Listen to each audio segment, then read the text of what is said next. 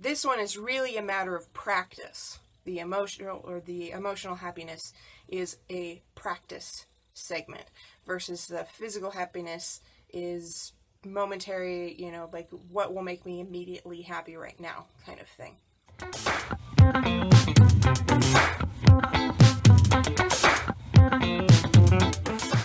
If you can only support creators who provide value and make you think, please consider contributing to my Patreon page the next time you watch one of my videos. Hello everybody and welcome.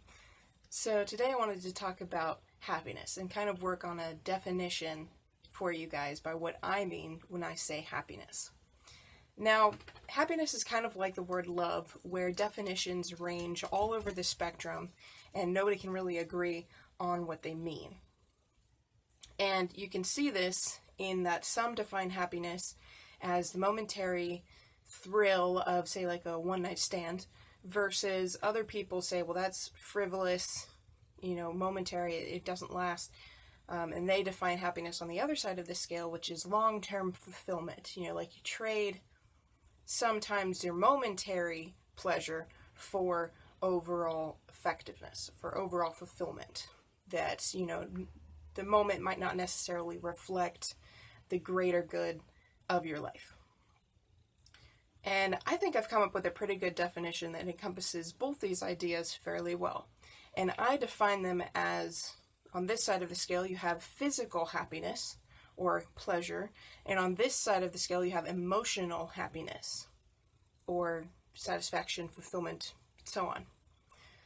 When you talk about physical happiness or physical pleasure, you're looking at the momentary boost in hormones from whatever situation is going on. It is very circumstance related. You're looking for a specific physical event to occur in order to bring you a boost in hormones, in happiness hormones. And usually we're going to go about that, like the average person usually goes about that in particular ways, like touches, like hugs, sex, kissing, one-night stands is a good example of this, but you could also lump murder and punching and any number of things into this category, because honestly, when you are looking for physical happiness, you can be anywhere along the emotional scale.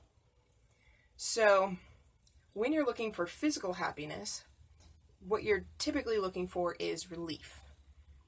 That's kind of what physical pleasure is about. It's about distracting yourself to a certain degree from whatever else is going on in your life. I personally think that the reason our society is so focused on sex is not just because reproduction is necessary for the continuance of the species. I think we utilize sex for a lot of reasons that aren't necessarily the best reasons, but there's not actually anything specifically wrong with them, such as distracting ourselves from life. I know that I have my own distraction methods, which typically consist of watching movies and playing video games and whatnot, but that doesn't necessarily mean that every time I play video games or watch a movie, I'm trying to escape. So you do have to use your discernment on this. It's not black and white. There are places all over this spectrum. Like sex can be a spiritual experience. It doesn't have to be just physical. So there are many, many places in which you can fall along this spectrum, branching from physical pleasure to emotional happiness or physical happiness to emotional happiness. But if you are using some catalyst as a boost for your hormones, or as a way of escaping, or as a way of release, more than likely it's going to fall into the physical happiness scale area, which is why murder fits into this category, because if you're living in hate all the time and you kill somebody, you're going to feel relief. I personally know this one pretty well because when I was little, I was a puncher. My sister would piss me off, and then I would punch her, and I would feel instant relief. It would resolve the solution, or it would resolve the situation, and I would feel okay again. I was no longer pissed.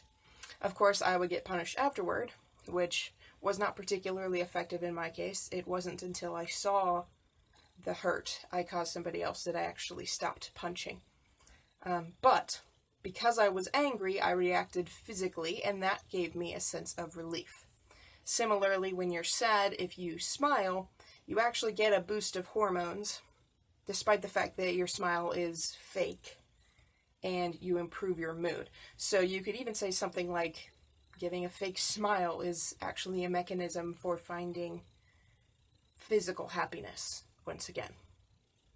Now, physical happiness can lead to long-term emotional happiness or fulfillment, but you have to be aware of the reasons behind your pursuits in order to reach the emotional happiness side.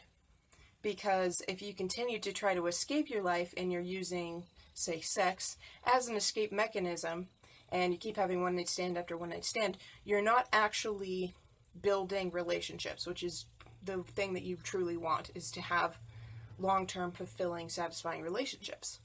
One night stands, while fun, do not actually build long-term relationships. And you can see this very evidently by the fact that oftentimes a one-night stand does not turn into a two-night stand or a relationship later on. I think to a certain degree, a lot of people get stuck when it comes to physical happiness versus emotional happiness, because we often believe that the trade, the physical pleasure, that momentary escape is sufficient and that we don't have to do further work. Just that momentary high is good enough. That's as good as it can get. So then they seek kind of like this continuing cycle of momentary pleasure, which becomes somewhat of an addiction. You are so unhappy in some other aspect of your life that you're using this as an escape mechanism, or you don't trust that people will love you, so you use this as a momentary form of connection, and tell yourself that it's enough. And for some people, maybe it is. Maybe one-night stands do work for some, but once again, it's going to come down to the reason behind the action, not the action itself. There is no hard and fast rule. Not everybody who has a one-night stand is going to be hurt by it. Not everybody that has a one-night stand is going to want a further relationship with that specific individual. But you do need to be aware of the reasons behind your actions. So when it comes to emotional happiness, personally, I view emotional happiness along the lines of peacefulness, restfulness, ease, satisfaction, fulfillment, contentment. These are all the feelings that I associate with emotional happiness. And you could call any one of them happy if you wanted to, because they all kind of go into that same category. I mean, you could even put like appreciation, gratitude, any number of things, joy, into the emotional happiness category. Happiness, personally, I view as the whole spectrum of positive emotions. Every positive emotion falls somewhere into the happiness spectrum. And on the other side, you have the hurt spectrum. So you have hurt and you have happiness, or hurt and love. So you could also define it as the love scale.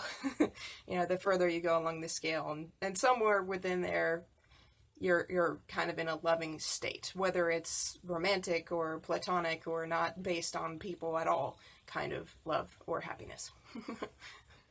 So when it comes to long-term happiness or emotional happiness, it's a little bit more challenging to figure this one out specifically. There aren't any hard and fast rules.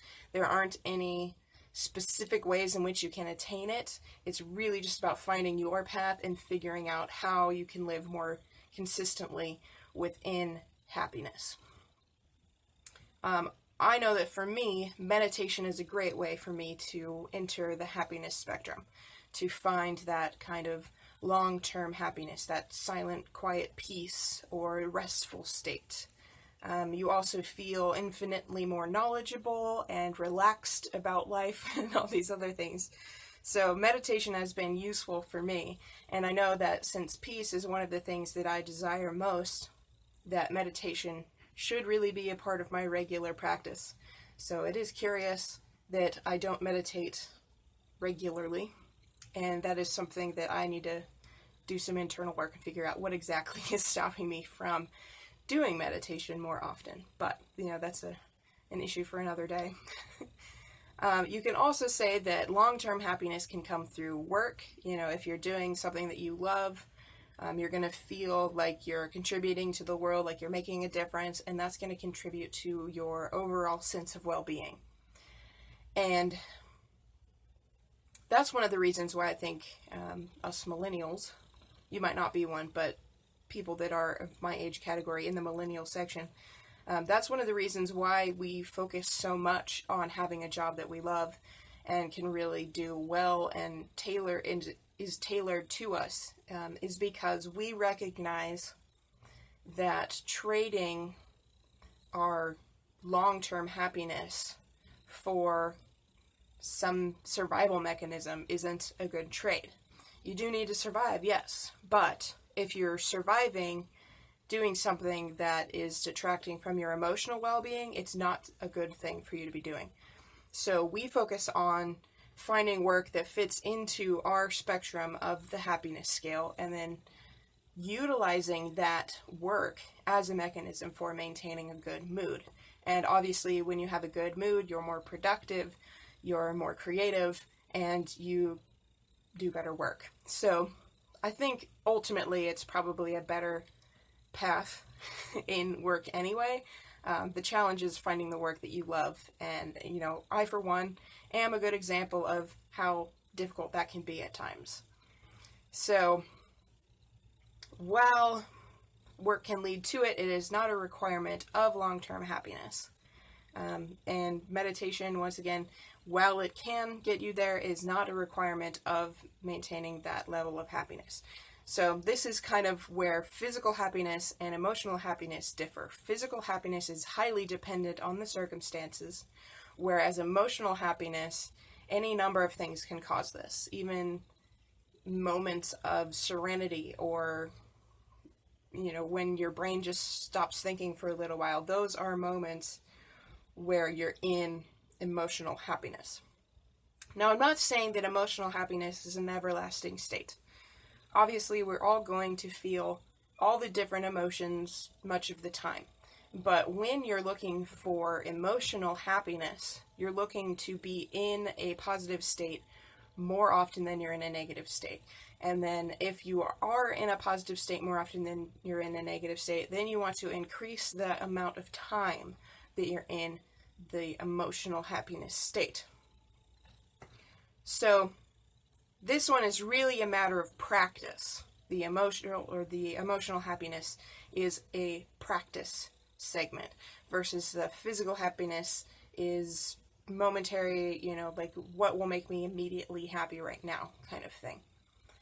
And once again, both can intercede. You can have physical happiness while you're emotionally happy, and physical happiness can lead to emotional happiness, and emotional happiness can lead to physical happiness. But be aware in the physical happiness scale why you are doing what you're doing.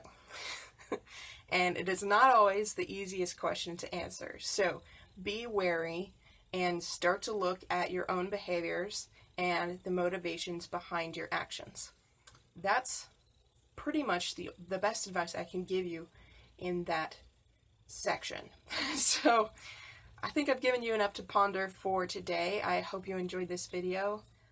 Definitely make sure to like, subscribe, and click the notification bell, and leave comments if you have ideas or concepts that you wish I would talk about more, or if you have any questions, definitely leave those below as well. Or if you just want to say, hey, great video, that would be awesome too. So thanks for watching. I will talk to you again soon. Bye.